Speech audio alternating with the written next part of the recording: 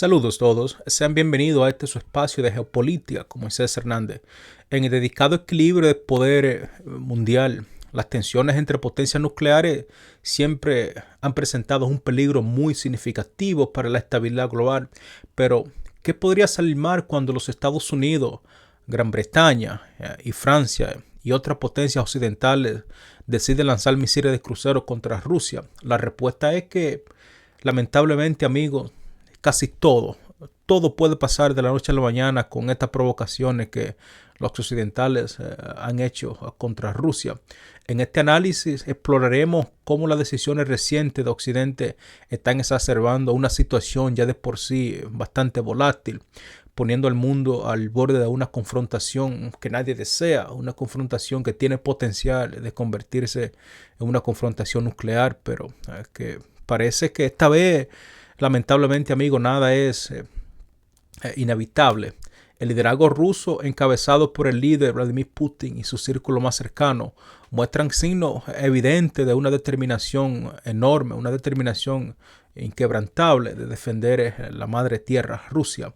Desde su perspectiva, Occidente no solamente ha ignorado sistemáticamente sus advertencias sobre Ucrania, sino que también hemos visto cómo Occidente ha redoblado todos sus esfuerzos para soscavar los intereses estratégicos de Moscú en la región, enviando todo tipo de armas que se supone que irían a cambiar el curso de la guerra. Sin embargo, lo que hemos visto es que las armas occidentales tienen un efecto muy mínimo en este conflicto. Rusia, recordemos que siempre ha buscado y ha reiterado en diferentes ocasiones buscar una forma de cómo enviar un mensaje claro que dice que no tolerará más interferencias en lo que considera su esfera de influencia. Sin embargo, los recientes movimientos de Occidente, incluidos por supuesto los ataques con misiles Storm Shadow y Atacan, estos movimientos provocativos son percibidos en Moscú como un desafío directo, lo que eleva aún más el nivel de confrontación en un terreno que cada vez mucho más peligroso, inestable e incierto a la misma vez. Moscú parece que está llegando a la conclusión de que su enfoque convencional para abordar este conflicto con Occidente se está agotando. Parece que ya está agotando su utilidad. Desde su perspectiva, este conflicto con Occidente, pero especialmente esta guerra que tenemos en Ucrania, está entrando en una fase final, y eso es lo que la mayoría de los analistas hemos llegado a la misma conclusión, de que esta guerra está en la fase final. Y el Kremlin, yo considero que busca una resolución negociada que les permita redefinir las fronteras geopolíticas, estabilizar la región bajo términos favorables y trabajar con un gobierno en Kiev que sea independiente, un gobierno democrático que esté más alineado con los intereses del pueblo ucraniano. No obstante, en lugar de facilitar un marco para las negociaciones, un marco para la paz, un marco para la diplomacia, hemos visto cómo las potencias occidentales han decidido intensificar la presión militar y diplomática, esperando que con estas acciones Putin, o mejor bien Rusia, podría cambiar de opinión y podría ser derrotada en el campo militar. Pero esto es simplemente una ilusión. Esto representa un error estratégico bastante grave. Rusia, recordemos que recientemente ha comenzado a bajar su umbral para considerar una respuesta nuclear, enviando señales muy preocupantes que podría responder con un arma de esta naturaleza si percibe que su supervivencia o intereses esenciales estarían en riesgo.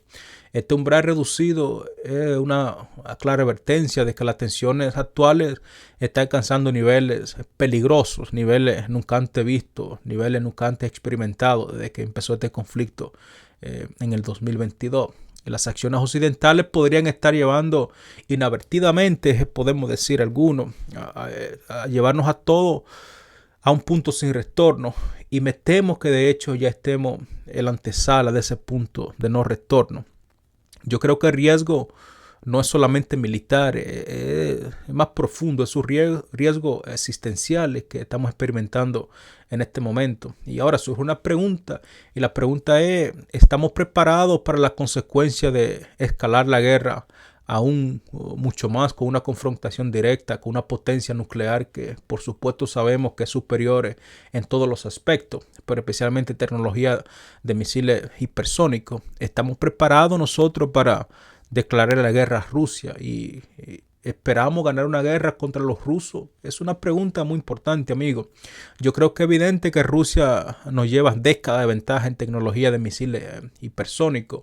Además, recordemos que es importante que destacar que Rusia también destaca en otras áreas estratégicas muy importantes como sistema de defensa y sistema de guerra electrónica. Su reciente lanzamiento de un misil avanzado que ha inquietado a todo el mundo en Occidente. Yo creo que demuestra que incluso sin recurrir a armas nucleares, Rusia puede causar daño devastador utilizando explosivos de alta gama montados en misiles con capacidades hipersónicas, misiles que hasta este punto no existen sistemas de defensa aérea que sean capaces de derribarlos, de contrarrestarlos efectivamente.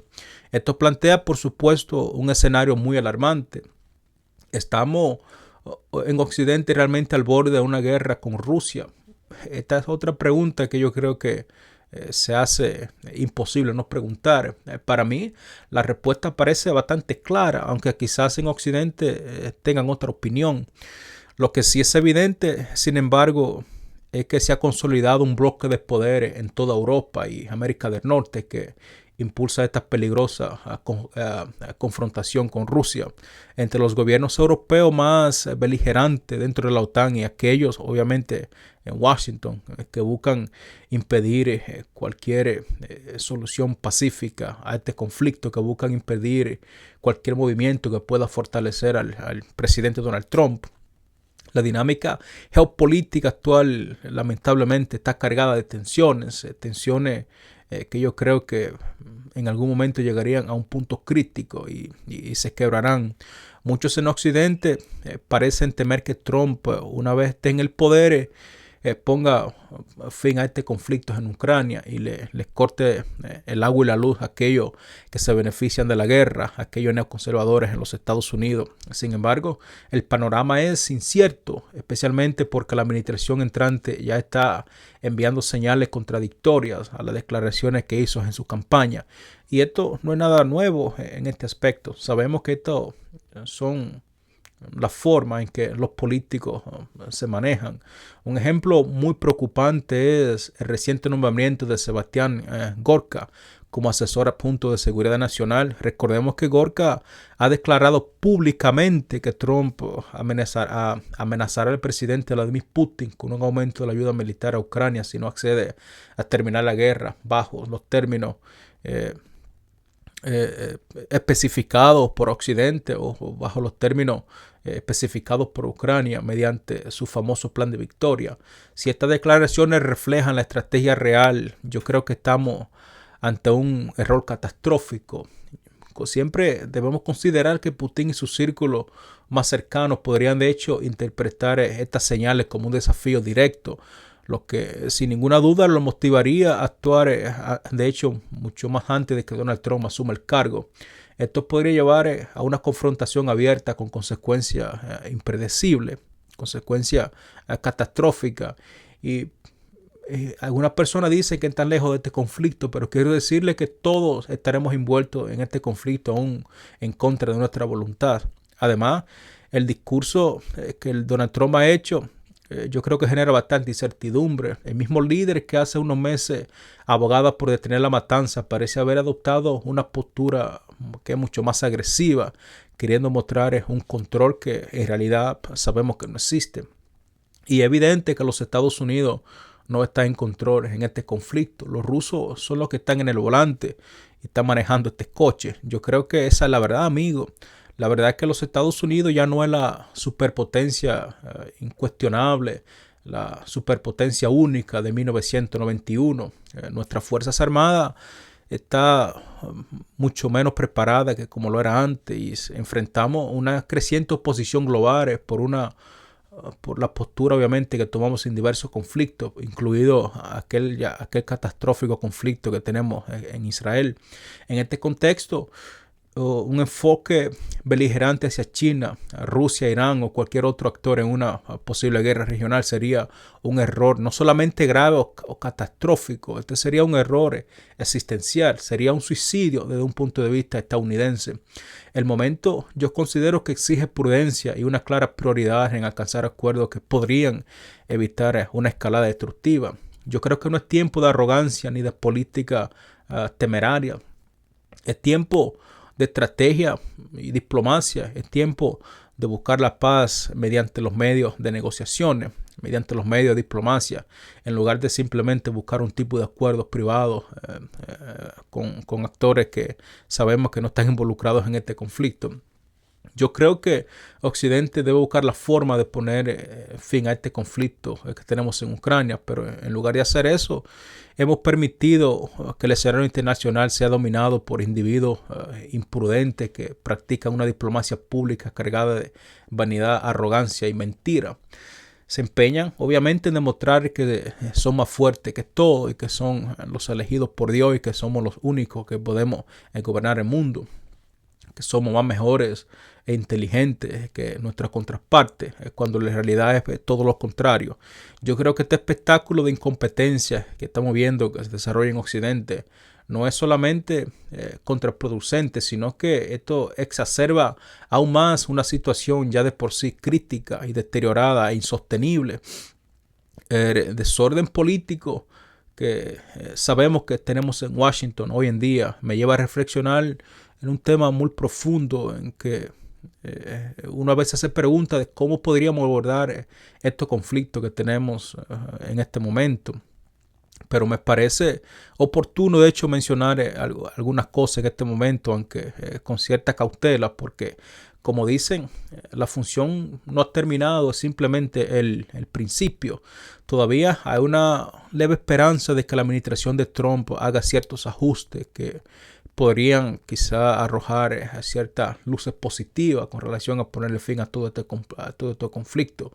Es decir, quizás Trump haga ciertos ajustes a su nombramiento y quizás personas más competentes puedan tener cavidad. Sin embargo, hasta el momento las señales son muy preocupantes, quiero decirle.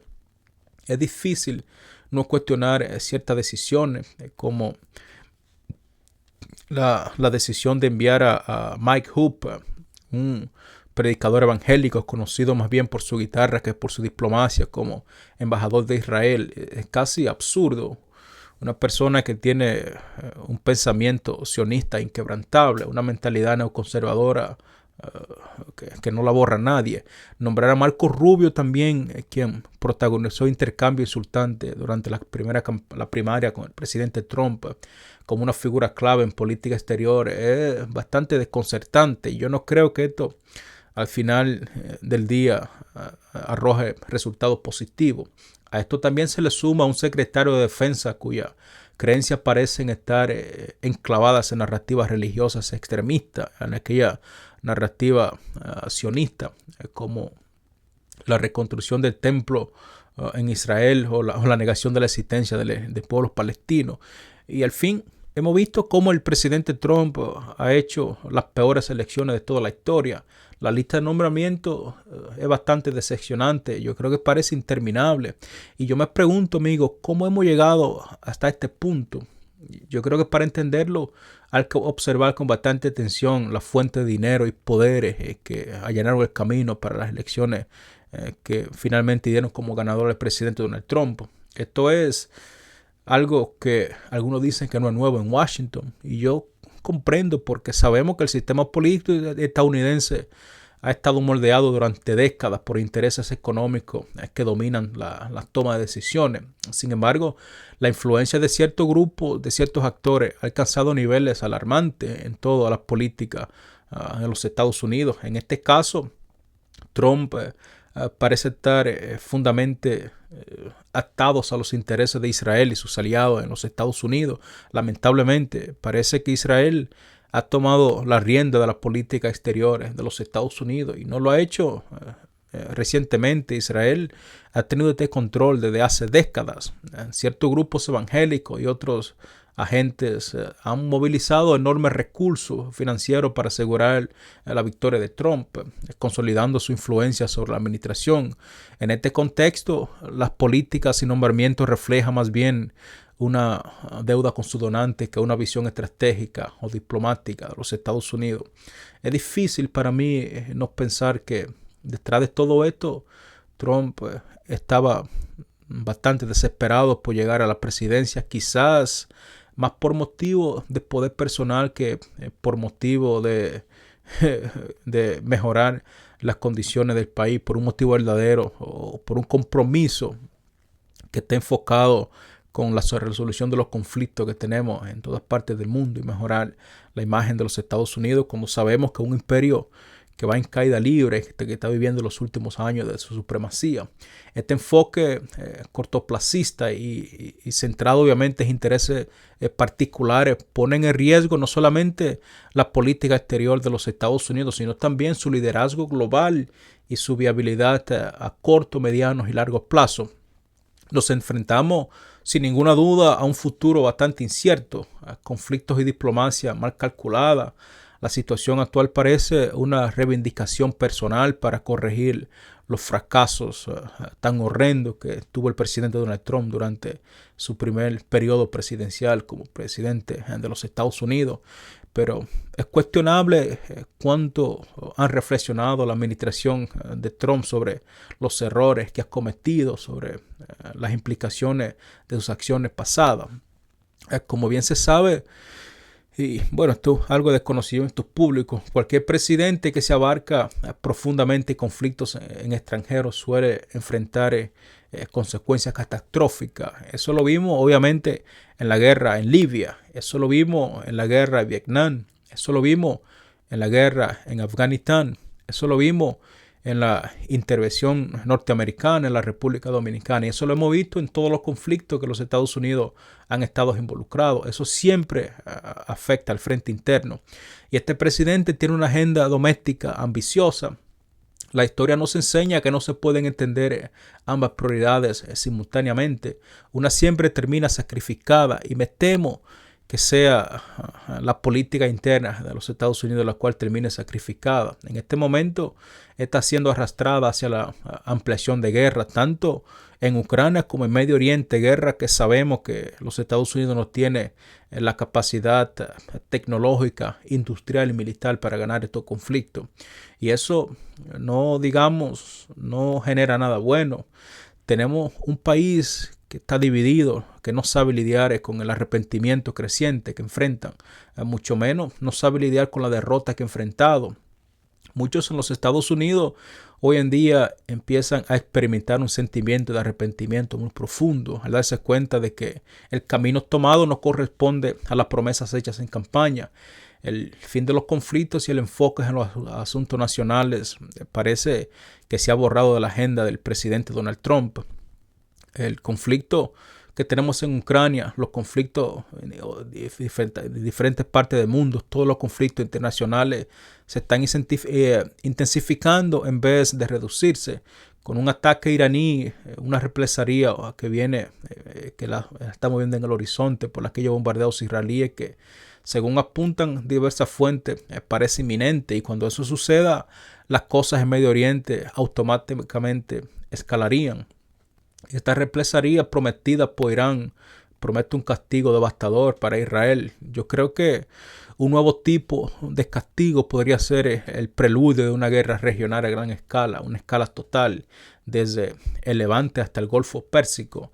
Si Irán ataca a Israel como se especula, y de hecho como yo pienso de que va a ocurrir, quiero decirles que las consecuencias serían bastante devastadoras, no solamente para Israel, sino también para toda la región y como consecuencia para todo el mundo debido al impacto que esto genera en los hidrocarburos. Estados Unidos y el Reino Unido han prometido claramente que tienen un compromiso de defender a Israel, incluso a costa de sacrificar la vida de sus soldados.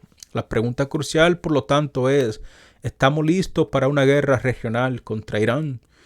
Y la respuesta es: yo considero que sí, pero si es negativa, ¿cómo evitamos el abismo? Recordemos que Irán ha aprovechado todo este tiempo para fortalecer su defensa aérea, integrando diferentes tecnologías rusas y diferentes tecnologías chinas, lo que ha aumentado significativamente su capacidad militar. Y al contrario que muchas personas podrían pensar que Irán es una potencia regional, quiero decirles que esa es una interpretación muy errónea de Irán. Irán es una potencia global, quiero decirle, especialmente en términos de misiles. Israel, en contraste, enfrenta una situación interna bastante precaria, una economía debilitada, una población demoralizada, perdiendo la guerra en Gaza. La operación en Líbano es más bien una operación suicida y un liderazgo político bajo presión, tanto bajo presión nacional como presión internacional, por lo que podemos decir que el futuro de Israel bajo el mandato del primer ministro Benjamín Netanyahu no tiene un futuro bastante claro. Sin embargo, Netanyahu parece depender más bien de un ataque decisivo de Irán para justificar una intervención extranjera a gran escala, provocar que los Estados Unidos pueda ir a ayudar, lo que podría garantizar el apoyo internacional, algo que no tiene en este momento. Mientras tanto, otros actores regionales como Turquía parecen estar a punto de pasar de las palabras a los hechos, especialmente con la situación de la guerra que tenemos en Líbano, donde la crisis humanitaria se ha intensificado drásticamente en los últimos meses. Millones de refugiados como consecuencia están buscando escapar hacia Turquía, un país ya de por sí sobrecargado con los diferentes fuentes de inmigrantes que han venido de diferentes regiones, de Siria, Ucrania, etc. Este tipo de dinámicas podrían de hecho transformar un conflicto local en una guerra regional en múltiples frentes de la noche a la mañana. Existe una interconexión muy profunda entre conflictos, especialmente entre el conflicto que tenemos en Ucrania y Medio Oriente. Lo que ocurre en Ucrania no solamente se limita a esa región, como ya lo hemos visto, con el efecto tan catastrófico que ha tenido para la economía europea. Los conflictos en Medio Oriente y Europa están muy entrelazados, podemos decir, creando un escenario donde Occidente podría enfrentarse a dos derrotas simultáneamente, porque sabemos que la guerra en Ucrania ya está perdida, esto es solamente cuestión de tiempo. La guerra prolongada no solamente drenan recursos, sino que también socavan, deterioran la legitimidad de los gobiernos involucrados, tal como ha pasado con Israel. Ahora se comenta que se asoma la sombra de la justicia internacional, y esto es obviamente debido a la orden de arresto que fueron emitidas por la Corte Internacional de Justicia. Recordemos que la reciente orden de arresto emitida por la Corte Internacional de Justicia contra Benjamín Netanyahu por los crímenes de guerra que ha cometido, se complica aún más la situación con esta declaración. Los países firmantes están legalmente obligados a ejecutarla, pero políticos como Lindsey Graham y el ministro como Viktor Orbán de Turquía y Thompson ya de hecho han empezado a amenazar con ciertas represalias económicas contra cualquier nación que cumpla con su deber legal. Estas amenazas que rayan el ganterismo diplomático no solamente erosionan la legitimidad moral de los Estados Unidos en todo el mundo, sino que también debilitan aún más sus debilitadas alianzas tradicionales. Estamos viendo, por lo tanto, un cambio muy peligroso, un camino directo hacia el alejamiento. Algunos podemos concluir. Si estas tendencias continúan y si no se hace un cambio de rumbo, si no tenemos una nueva estrategia, yo creo que es probable que veamos un éxodo masivo de países dirigiéndose hacia las alianzas alternativas como BRICS, mientras la Unión Europea y la OTAN y obviamente los Estados Unidos pierden su relevancia en el ámbito geopolítico internacional. El vacío de liderazgo que existe en Washington y en la Unión Europea hoy en día y su incapacidad para manejar los conflictos de manera estratégica están empujando a todo Occidente a un aislamiento autoinfligido. Es, por lo tanto, hora de replantear las prioridades, porque si no lo hacemos, me temo que para cuando querramos levantar cabeza ya sea demasiado tarde. Sin una diplomacia efectiva, el mundo se mueve hacia un equilibrio de poder donde los Estados Unidos ya no será el actor dominante, y las consecuencias de ese cambio será muy difícil de asimilar y de revertir, especialmente en los Estados Unidos, cuando ellos se creen que son los poderosos del mundo, que son de hecho los elegidos. Estamos obviamente viendo cómo los Estados Unidos ha perdido su conexión con el mundo, está viviendo su propia burbuja, hasta que el pueblo estadounidense, y con esto me refiero obviamente a los ciudadanos estadounidenses en general, hasta que ellos no tomen plena conciencia de que su sufrimiento actual está directamente vinculado a las decisiones de política exterior. Yo creo que seguiremos atrapados en una peligrosa inercia. El deterioro tan horrible del nivel de vida que estamos viendo en los Estados Unidos, donde la clase media está prácticamente extinguida, una economía debilitada, mercados financieros al borde del colapso y todo este tipo de cosas. Yo creo que, amigo, todo esto no es una mera coincidencia, sino más bien yo creo que este es el precio que pagaremos si nos involucramos en una guerra regional en Medio Oriente, o si seguimos involucrándonos en esta guerra que tenemos en Ucrania. Cuando estas consecuencias se hagan tangibles y evidentes para todo el mundo, entonces, y solamente entonces, podemos decir que Washington se verá obligado a cambiar de rumbo. Pero por ahora, lamentablemente, amigo, lo que nos toca es seguir viendo cómo este curso sigue sin alterarse, y esa desconexión persistente entre las élites políticas y la realidad del pueblo americano amenaza, obviamente, con llevarnos a un punto crítico.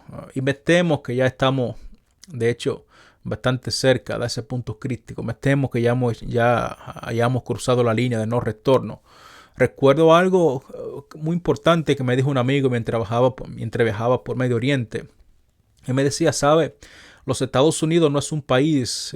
Él me dice que es más bien un planeta. Yo le pregunto, ¿por qué? Y me dice, bueno, los Estados Unidos se creen que son lo único en el mundo. Y yo creo que no podría estar más de acuerdo con lo que me dijo ese amigo.